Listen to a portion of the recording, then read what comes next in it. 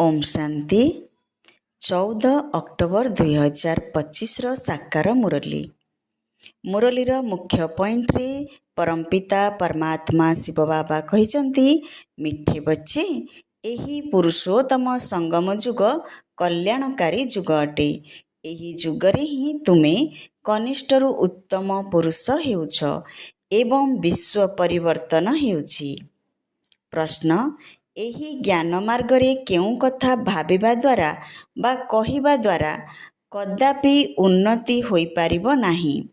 उत्तर रे बाबा कहिचंती जदि ड्रामा रे थिबो तेबे पुरुषार्थ करिबे, ड्रामा कराइले जाई करिबे। एही भली भाबुथिबा बा कहुथिबा पिलामानकर कदापि उन्नति होई पारिबो नाही। एपरि कहिबा ही भूल अटे।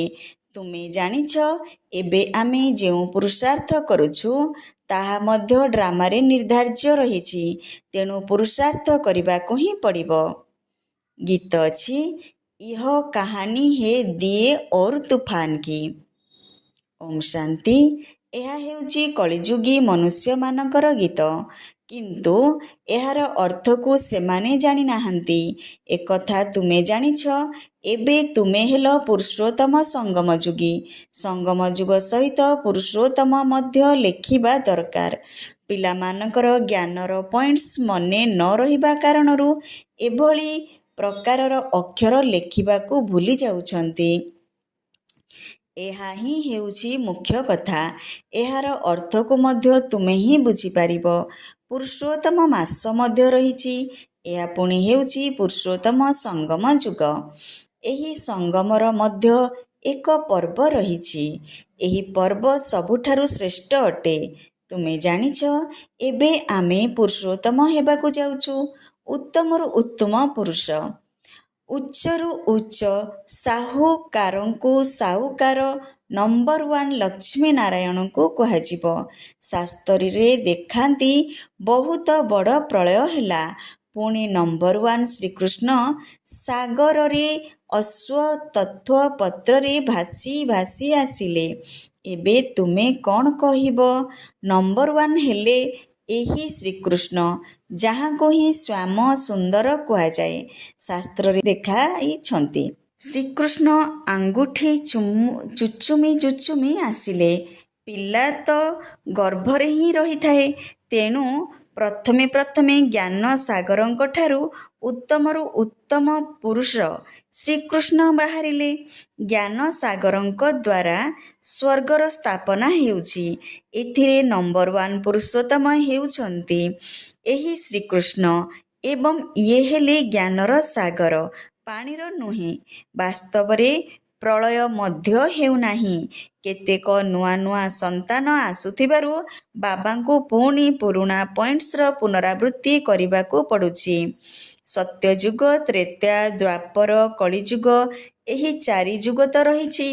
पंचम पुणी पुरुषोत्तम संगम जुग। एही जुगरे मनुष्य परिवर्तन हेउछंती, कनिष्ठरु सर्वोत्तम हेउछंती। जेपरि शिव बाबांको मध्य पुरुषोत्तम अथवा सर्वोत्तम कहुछंती ना, से हेउछंती परमात्मा। परमात्मा पुणी पुरुष मानक मध्यरे उत्तम हेउछंती एही लक्ष्मी नारायण। एहांको एही परि किए करिछंती?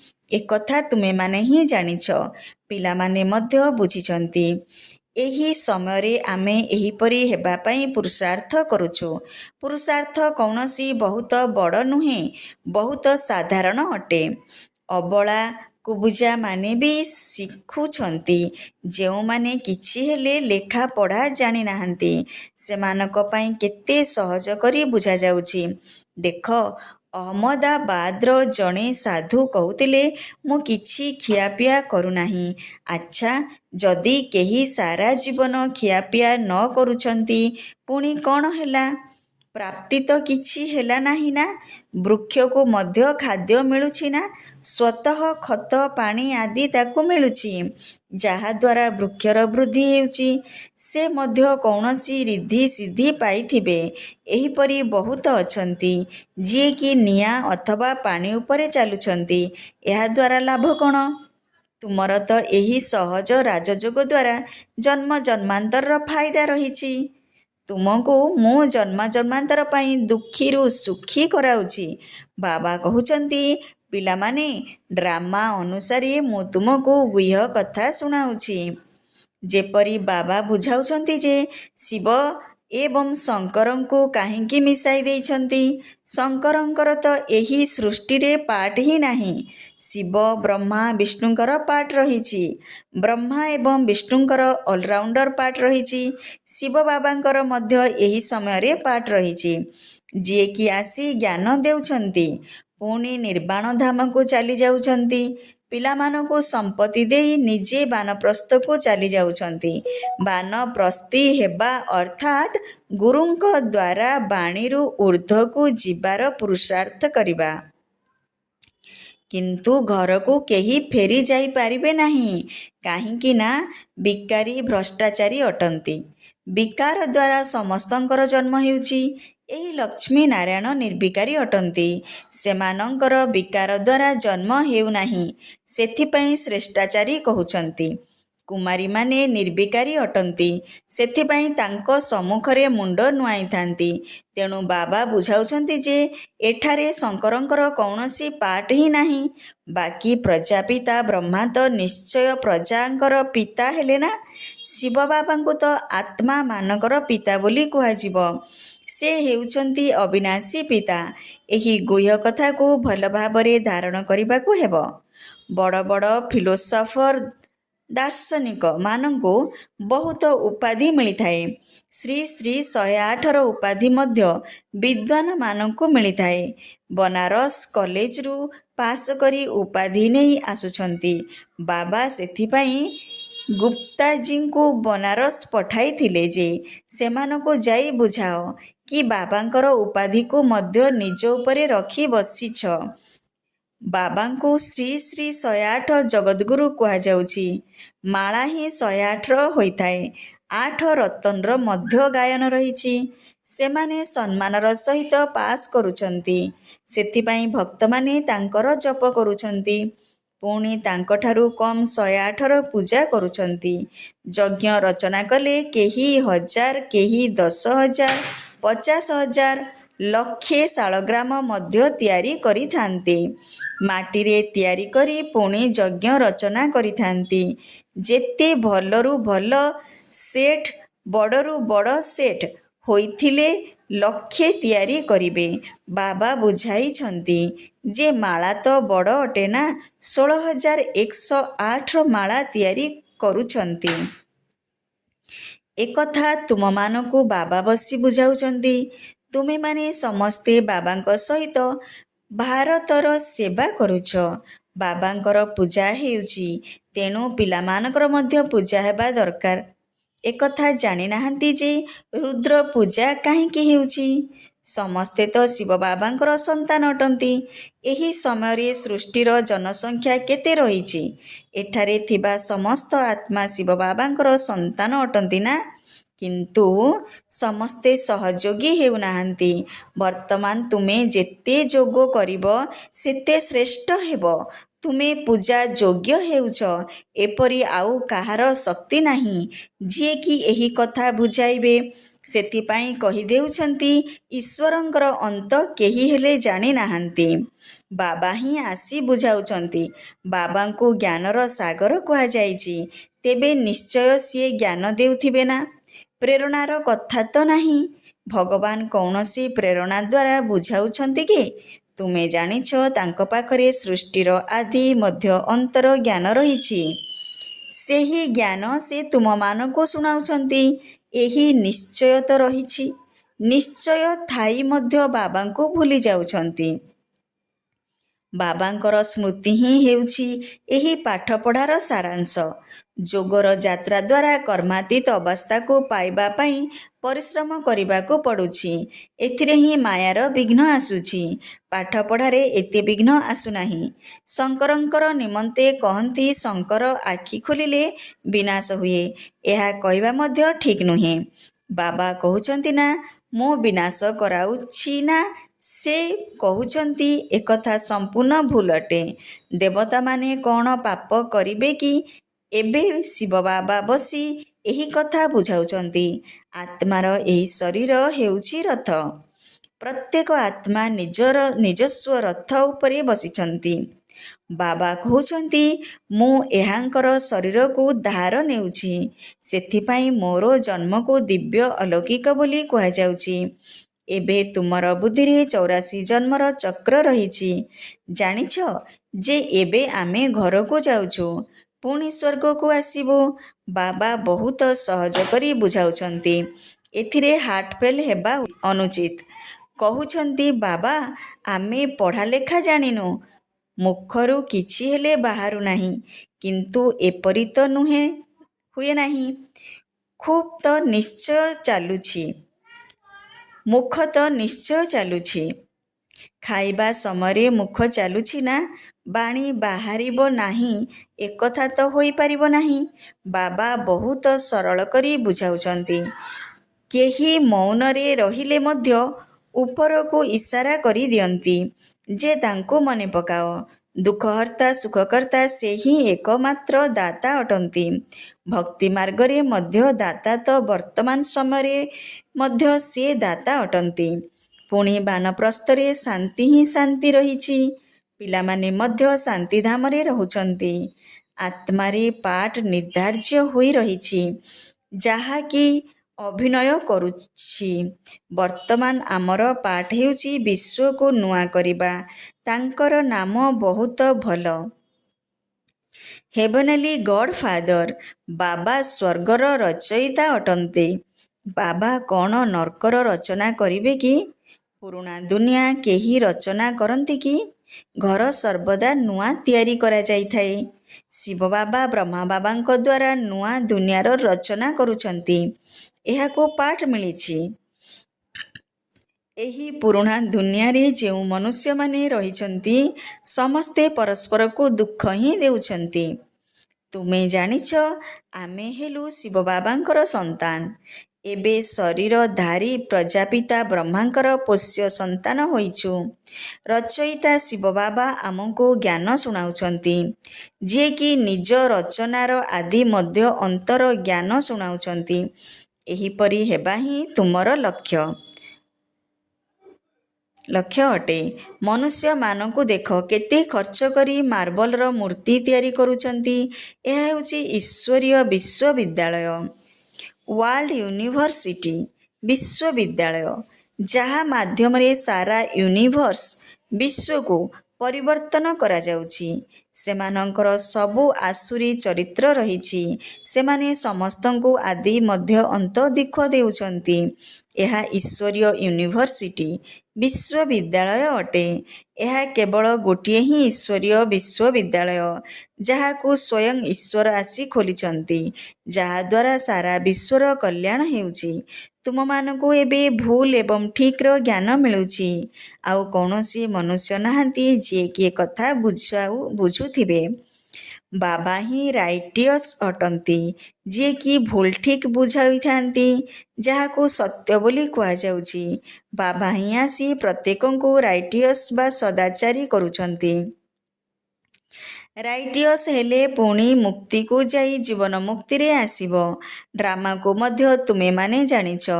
ଆରମ୍ଭରୁ ଶେଷ ପର୍ଯ୍ୟନ୍ତ ଅଭିନୟ କରିବା ପାଇଁ କ୍ରମାନ୍ୱୟରେ ଆସୁଛନ୍ତି। ଏହି ଖେଳ ଅନବରତ ଚାଲୁଛି। ଡ୍ରାମା ସୁଟ୍ ହୋଇ ଚାଲିଛି। ଏହା ସର୍ବଦା ନୂଆ ଅଟେ। ଏହି ଡ୍ରାମା କେବେ ପୁରୁଣା ହେଉନାହିଁ। ଆଉ ସବୁ ନାଟକ ଆଦି ବିନାଶ ହୋଇଯାଉଛି। ଏହା ବେହଦର ଅବିନାଶୀ ଡ୍ରାମା ଅଟେ। ଏଥିରେ ସବୁ ଅବିନାଶୀ ପାଠଧାରୀ ରହିଛନ୍ତି। ଅବିନାଶୀ ଖେଳ ଅଥବା ଷ୍ଟେଜ୍ ଦେଖ, କେତେ ବିଶାଳ। ବାବା ଆସି ପୁରୁଣା ସୃଷ୍ଟିକୁ ପୁଣି ନୂଆ କରୁଛନ୍ତି। ସେ ସବୁର ତୁମକୁ ସାକ୍ଷାତକାର ହେବ। ସେହି ସମୟରେ ଯେତେ ନିକଟତର ହୋଇ ଆସିବ, ସେତେ ତୁମେ ଖୁସି ହେବ। ସାକ୍ଷାତକାର କରିବ। କୁହାଯିବ, ଏବେ ପାଠ ପୂରା ହେଲା। ଡ୍ରାମାର ପୁଣି ପୁନରାବୃତ୍ତି ହେବ। ପୁଣି ନୂଆ କରି ଅଭିନୟ କରିବ, ଯାହା କଳ୍ପ ପୂର୍ବରୁ କରିଥିଲ। ଏଥିରେ ଟିକିଏ ହେଲେ ଫରକ ହୋଇପାରିବ ନାହିଁ। ସେଥିପାଇଁ ଯେତେ ଦୂର ସମ୍ଭବ ତୁମେ ସନ୍ତାନମାନଙ୍କୁ ଉଚ୍ଚ ପଦ ପାଇବା ଦରକାର। ସେଥିପାଇଁ ବହୁତ ପୁରୁଷାର୍ଥ କରିବାକୁ ହେବ। ଏଥିରେ ଝାଉଁଳି ପଡ଼ିବା ଉଚିତ ନୁହେଁ। ଡ୍ରାମାର ଯାହା କରାଇବାର ଥିବ ତାହା କରାଇବ, ଏକଥା କହିବା ମଧ୍ୟ ଭୁଲ ଅଟେ। ଆମକୁ ତ ପୁରୁଷାର୍ଥ କରିବାକୁ ହିଁ ପଡ଼ିବ। ଆଚ୍ଛା, ମିଠା ମିଠା ଶିଖିଲ ଦେ ସନ୍ତାନମାନଙ୍କ ପ୍ରତି ମାତୃପିତା ବାପଦାଦାଙ୍କର ମଧୁର ସ୍ନେହ ସମ୍ପନ୍ନ ଶୁଭେଚ୍ଛା ଏବଂ ସୁପ୍ରଭାତ। ଆତ୍ମିକ ପିତାଙ୍କର ଆତ୍ମିକ ସନ୍ତାନମାନଙ୍କୁ ନମସ୍ତେ। ସାଥ ସାଥ हम ଆତ୍ମିକ ସନ୍ତାନମାନଙ୍କର ଆତ୍ମିକ ମାତୃପିତା ବାପଦାଦାଙ୍କୁ याद प्यार गुड मॉर्निंग और नमस्ते नमस्ते बाबा नमस्ते। शुक्रिया बाबा शुक्रिया। धारणा पाई मुख्य सार। प्रथम पॉइंट, पाठ पढ़ार सारांशକୁ बुद्धिरे रखी जोगर यात्रा द्वारा कर्मातीत अवस्थाକୁ प्राप्त କରିବାକୁ ହେବ। ପାଠ ପଢ଼ାର ସାରାଂଶକୁ ବୁଦ୍ଧିରେ ରଖି ଯୋଗର ଯାତ୍ରା ଦ୍ୱାରା କର୍ମାତୀତ ଅବସ୍ଥାକୁ ପ୍ରାପ୍ତ କରିବାକୁ ହେବ। ଉଚ୍ଚ ବା ପୂଜନୀୟ ହେବା ପାଇଁ ବାବାଙ୍କର ପୂରାପୂରା ସହଯୋଗୀ ହେବାକୁ ପଡ଼ିବ। ଉଚ୍ଚ ବା ପୂଜନୀୟ ହେବା ପାଇଁ ବାବାଙ୍କର ପୂରାପୂରା ସହଯୋଗୀ ହେବାକୁ ପଡ଼ିବ। ସେକେଣ୍ଡ ପଏଣ୍ଟ, ସତ୍ୟ ପିତାଙ୍କ ଦ୍ୱାରା ଭୁଲ ଠିକ୍ର ଯେଉଁ ଜ୍ଞାନ ମିଳିଛି ତାହାଦ୍ୱାରା ନ୍ୟାୟ ସଙ୍ଗତ କର୍ମ କରି ଜୀବନ ବନ୍ଧନରୁ ମୁକ୍ତ ହେବାକୁ ପଡ଼ିବ। ସତ୍ୟ ପିତାଙ୍କ ଦ୍ୱାରା ଭୁଲ ଠିକ୍ର ଯେଉଁ ଜ୍ଞାନ ମିଳୁଛି ତାହାଦ୍ୱାରା ନ୍ୟାୟ ସଙ୍ଗତ କର୍ମ କରି ଜୀବନ ବନ୍ଧନରୁ ମୁକ୍ତ ହେବାକୁ ପଡ଼ିବ। ମୁକ୍ତି ଏବଂ ଜୀବନ ମୁକ୍ତିର ସମ୍ପତ୍ତି ନେବାକୁ ହେବ। ବରଦାନ, ପରସ୍ପର ଭିତରେ ସ୍ନେହର ଆଦାନ ପ୍ରଦାନ ଦ୍ୱାରା ସମସ୍ତଙ୍କୁ ସହଯୋଗୀ କରାଉଥିବା ସଫଳତା ମୂରତ ଭବ। ପରସ୍ପର ଭିତରେ ସ୍ନେହର ଆଦାନ ପ୍ରଦାନ ଦ୍ୱାରା ସମସ୍ତଙ୍କୁ ସହଯୋଗୀ କରାଉଥିବା ସଫଳତା ମୂରତ ଭବ। ବିସ୍ତାର ଅଛି। ଏବେ ଜ୍ଞାନର ଆଦାନ ପ୍ରଦାନ କରିବାର ସମୟ ବିତିଗଲାଣି। ଏବେ ସ୍ନେହର ଆଦାନ ପ୍ରଦାନ କର। ଯିଏ ବି ତୁମ ସମ୍ମୁଖକୁ ଆସୁଛି ବା ସମ୍ବନ୍ଧରେ ଆସୁଛି ତାକୁ ସ୍ନେହ ଦିଅ ଏବଂ ନିଅ। ଏହାକୁ ହିଁ କୁହାଯାଏ ସମସ୍ତଙ୍କର ସ୍ନେହୀ ବା ପ୍ରିୟ ହେବା। ଜ୍ଞାନର ଦାନ ଅଜ୍ଞାନୀ ଆତ୍ମାମାନଙ୍କୁ କର, କିନ୍ତୁ ବ୍ରାହ୍ମଣ ପରିବାରରେ ଏହି ଦାନର ମହାଦାନୀ ହୁଅ। ସଂକଳ୍ପରେ ମଧ୍ୟ କାହା ପ୍ରତି ସ୍ନେହ ବ୍ୟତୀତ ଅନ୍ୟ କିଛି ବି ସଂକଳ୍ପ ଉତ୍ପନ୍ନ ନ ହେଉ। ଯେତେବେଳେ ସମସ୍ତଙ୍କ ପ୍ରତି ସ୍ନେହ ଆସିଯିବ ତେବେ ସ୍ନେହର ପ୍ରତିଦାନ ହେଲା ସହଯୋଗ ଏବଂ ସହଯୋଗର ସଫଳ ସ୍ୱରୂପ ସଫଳତା ପ୍ରାପ୍ତ ହୋଇଥାଏ। ସମସ୍ତଙ୍କ ପ୍ରତି ସ୍ନେହ ଆସିଯିବ ତେବେ ସ୍ନେହର ପ୍ରତିଦାନ ହେଲା ସହଯୋଗ ଏବଂ ସହଯୋଗର ଫଳସ୍ୱରୂପ ସଫଳତା ପ୍ରାପ୍ତ ହୋଇଥାଏ। ସ୍ଲୋଗାନ, ଗୋଟିଏ ସେକେଣ୍ଡରେ ବ୍ୟର୍ଥ ସଂକଳ୍ପରେ ଫୁଲ୍ ଷ୍ଟପ୍ ବା ବିନ୍ଦୁ ଲଗାଇ ଦିଅ। ଏହା ହିଁ ହେଉଛି ତୀବ୍ର ପୁରୁଷାର୍ଥ। ସ୍ଲୋଗାନ, ଗୋଟିଏ ସେକେଣ୍ଡରେ ବ୍ୟର୍ଥ ସଂକଳ୍ପରେ ଫୁଲ୍ ଷ୍ଟପ୍ ବିନ୍ଦୁ ଲଗାଇ ଦିଅ। ଏହା ହିଁ ହେଉଛି ତୀବ୍ର ପୁରୁଷାର୍ଥ। ଓମ୍ ଶାନ୍ତି। ଅବ୍ୟକ୍ତ ଇସାରା, ନିଜ ପ୍ରତି ଏବଂ ସମସ୍ତଙ୍କ ପ୍ରତି ନିଜର ସଂକଳ୍ପ ଦ୍ୱାରା ଯୋଗର ଶକ୍ତିକୁ ପ୍ରୟୋଗ କର। ଯୋଗର ମାନସିକ ସେବା ଅବିନାଶୀ ସେବା ଅଟେ। ଯେତେ ଯେତେ ତୁମେ ସଂକଳ୍ପ ଦ୍ୱାରା ବାଣୀ ଦ୍ୱାରା ନିଜେ ସାମ୍ପୁଲ୍ ହେବ ତେବେ ସାମ୍ପୁଲକୁ ଦେଖି ସମସ୍ତେ ସ୍ୱତଃ ହିଁ ଆକର୍ଷିତ ହେବେ। ଏଥିପାଇଁ କେବଳ ଦୃଢ଼ ସଂକଳ୍ପ ରଖ, ତାହେଲେ ସହଜରେ ସେବା ହୋଇ ଚାଲିବ। ଯଦି ବାଣୀ ଦ୍ୱାରା ସେବା କରିବା ପାଇଁ ସମୟ ନାହିଁ ତେବେ ବୃତ୍ତି ଦ୍ୱାରା ବା ମାନସିକ ସେବା ଦ୍ୱାରା ପରିବର୍ତ୍ତନ କରିବା ପାଇଁ ସମୟ ତ ଅଛି ନା। ଏବେ ସେବା ବ୍ୟତୀତ ଅନ୍ୟ କେଉଁଥିରେ ବି ସମୟ ନଷ୍ଟ କରିବାର ନାହିଁ। ତେଣୁ ନିରନ୍ତର ଯୋଗୀ, ନିରନ୍ତର ସେବାଧାରୀ ହୁଅ। ଯଦି ମାନସିକ ସେବା ବା ସଂକଳ୍ପ ଦ୍ୱାରା ସେବା କରିବା ଜଣା ନାହିଁ ତେବେ ନିଜର ସମ୍ପର୍କ ଦ୍ୱାରା ନିଜର ଚାଲିଚଳନ ଦ୍ୱାରା ମଧ୍ୟ ସେବା କରିପାରିବ। ମାତେଶ୍ୱରୀଙ୍କର ଅମୂଲ୍ୟ ମହାବାକ୍ୟ। ମୁକ୍ତି ଏବଂ ମୋକ୍ଷ। ଆଜିକାଲି ମନୁଷ୍ୟ ମୁକ୍ତିକୁ ହିଁ ମୋକ୍ଷ ବୋଲି କହୁଛନ୍ତି। ସେମାନେ ଭାବୁଛନ୍ତି ଯେଉଁମାନେ ମୁକ୍ତିକୁ ପ୍ରାପ୍ତ କରୁଛନ୍ତି ସେମାନେ ଜନ୍ମ ମରଣରୁ ମୁକ୍ତି ପାଇଯାଉଛନ୍ତି। ସେମାନେ ତ ଜନ୍ମ ମରଣରେ ନ ଆସିବାକୁ ହିଁ ଉଚ୍ଚ ପଦ ବୋଲି ଭାବୁଛନ୍ତି। ତାହାକୁ ପ୍ରାରବ୍ଧ ବୋଲି ମାନୁଛନ୍ତି। ଜୀବନ ମୁକ୍ତି ବୋଲି ତାଙ୍କୁ କହୁଛନ୍ତି। ଯେଉଁମାନେ ଜୀବନରେ ଥାଇ ଭଲ କର୍ମ କରୁଛନ୍ତି, ଯେପରିକି ଧର୍ମାତ୍ମା ମନୁଷ୍ୟ, ସେମାନଙ୍କର ଜୀବନ ମୁକ୍ତ ଅବସ୍ଥା ବୋଲି ଭାବୁଛନ୍ତି। ବାକି କର୍ମବନ୍ଧନରୁ ମୁକ୍ତ ହୋଇଯିବା, ଏହାର ଅର୍ଥକୁ ତ କୋଟିକରୁ କେହି ଜଣେ ଜଣେ ହିଁ ବୁଝିପାରନ୍ତି। ତେବେ ଏହା ହେଉଛି ସେମାନଙ୍କର ନିଜସ୍ୱ ମତ। କିନ୍ତୁ ଆମେମାନେ ତ ପିତା ପରମାତ୍ମାଙ୍କ ଦ୍ୱାରା ସବୁକିଛି ଜାଣିଗଲେ। ଯେ ପର୍ଯ୍ୟନ୍ତ ମନୁଷ୍ୟ ପ୍ରଥମେ ବିକାରୀ କର୍ମବନ୍ଧନରୁ ମୁକ୍ତ ନ ହୋଇଛନ୍ତି, ସେ ପର୍ଯ୍ୟନ୍ତ ଆଦି ମଧ୍ୟ ଅନ୍ତ ଦୁଃଖରୁ ମୁକ୍ତ ହୋଇପାରିବେ ନାହିଁ। ତେଣୁ ଏଥିରୁ ମୁକ୍ତ ହେବା, ଏହା ମଧ୍ୟ ଏକ ସ୍ତର। ସେହି ସ୍ତରକୁ ପିତା ପରମାତ୍ମା ହିଁ ପହଞ୍ଚାଇ ପାରିବେ। କାରଣ ଜୀବନମୁକ୍ତି ଦାତା ହେଉଛନ୍ତି ସିଏ, ଯିଏକି ଗୋଟିଏ ସମୟରେ ହିଁ ଆସି ସମସ୍ତଙ୍କୁ ଜୀବନମୁକ୍ତି ଦେଉଛନ୍ତି। ବାକି ପରମାତ୍ମା ଅନେକ ଥର ଆସନ୍ତି ନାହିଁ, ନା ଅନେକ ଥର ଅବତାର ଧାରଣ କରନ୍ତି। ଓମ୍ ଶାନ୍ତି।